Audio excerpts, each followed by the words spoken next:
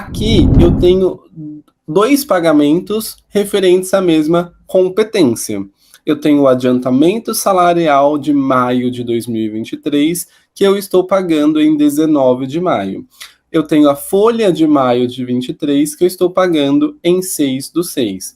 Para fins de imposto de renda, isso daqui são 2 competências diferentes. Por quê? Porque uma eu estou pagando no mês 5, a outra eu estou pagando no mês 6. Ainda que se trate de uma verba do mesmo mês, adiantamento de maio, folha de maio, pagamento em períodos distintos, para o imposto de renda, são períodos distintos. E sendo períodos distintos, eu preciso tributar adiantamento e a folha de pagamento. Os 2 passarão por uma tributação. Por quê? Aí a gente volta lá no artigo 678, no parágrafo 1º. Se o adiantamento referir-se a rendimentos que não sejam integralmente pagos no mês a que se referirem, o imposto sobre a renda será calculado de imediato sobre esse adiantamento, ressalvado o rendimento de que trata o artigo 700, que aí é um outro tipo de cenário, não entra aqui no nosso exemplo, tá? Mas então, o parágrafo 1º é claro. Eu estou pagando um adiantamento cujo pagamento total, que é a minha folha, não vai ser pago dentro do mesmo mês, vai ser pago em outro mês. Portanto, o imposto de renda tem que ser tributado, calculado imediatamente ali no pagamento do adiantamento. Então, aqui no nosso exemplo, a folha, o adiantamento está sendo pago em maio, mas a minha folha, que é o total do meu rendimento, está sendo pago em junho. Portanto, eu vou tributar o IR aqui em 19 de maio e depois eu vou tributar o IR aqui em 6/6.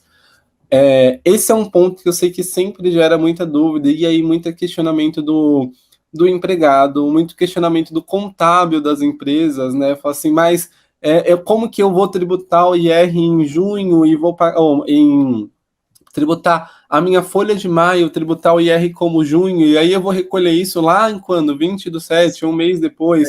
E aí o contábil se perde nisso, né, Luciano? Acho que por isso que aí eu tenho batido muito na tecla, eu acho que é aí que faz a diferença ter o relatório de base.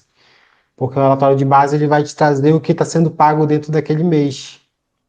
E aí você consegue verificar exatamente para fazer o recolhimento correto, que eu acho que isso o E-Social deve facilitar com a área CTF Web, porque não vai ter como você fazer diferente, não vai ter a possibilidade de errar, né? Só se os parâmetros ali das rubricas estiverem errado, a categoria do trabalhador, mas isso é outra história.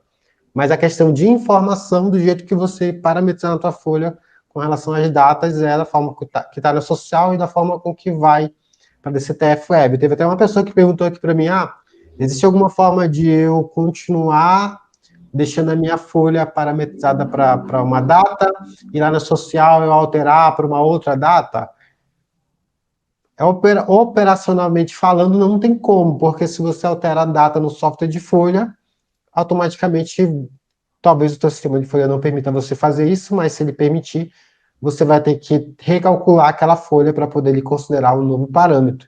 E eu já falei aqui em outros encontros também que, dependendo dessa dinâmica de datas, aí a rubrica de adiantamento tem um comportamento diferente, e aí vai muito de sistema, né, professor? Porque vai ter sistema que vai fazer isso de maneira automática. Já tem sistema que eu já vi que eu já acompanhei aqui alguns casos que tinha sistema que não fazia essa mudança das rubricas, né? Tinha que ir lá e configurar a rubrica de acordo com um parâmetro de data. Olha só que margem para erro que o sistema acaba gerando, quando ele não considera a rubrica de acordo com o parâmetro das datas, ou seja, o usuário que tem que ir lá, se ele está pagando que dia útil, ele vai ter que configurar os parâmetros daquela rubrica de agendamento do jeito.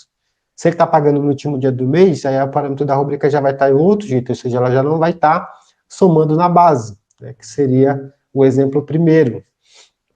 E aqui nesse exemplo segundo seria quando você paga no mês seguinte, onde nesse caso aqui o parâmetro da rubrica de adiantamento ele está lá como base para o imposto de renda, por isso que o sistema vai calcular.